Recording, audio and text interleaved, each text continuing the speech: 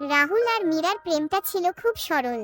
College জীবনে দুজনের পরিচয়, ক্লাসের আড্ডা, লুকিয়ে লুকিয়ে হাসি, আর একে অপরের পাশে থাকার ছোট ছোট মুহূর্তে প্রেমটা গড়ে উঠেছিল। কিন্তু জীবনের কঠিন বাস্তবতা সবসময় প্রেমকে জায়গা দেয় না। রাহুল চেষ্টা করেছিল চাকরিতে স্থির হতে, আর মীরা সবসময় তার সাফল্যের জন্য প্রার্থনা করত। তবুও মীরার পরিবার ধনী, তাদের চোখে রাহুল ছিল অযোগ্য। মীরার স্বপ্ন, কষ্ট, কান্না সবই যেন অবহেলায় চাপা পড়ে গেল।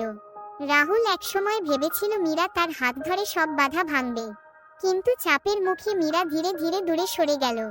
ফোন কলের উত্তর আসা বন্ধ হলো, দেখা হওয়ার অজুহাত বাড়ল। রাহুল বুঝল তার ভালোবাসা অবহেলার দেয়ালের নিচে চাপা পড়ছে। শেষ পর্যন্ত মীরা অন্য কাউকে বিয়ে করল। চোখে জল নিয়ে হলেও রাহুল একা রইল। তবে তার মনে শুধু একটা কথাই বাজত, অবহেলায় শেষ হলেও ভালোবাসা কখনো শেষ হয় না।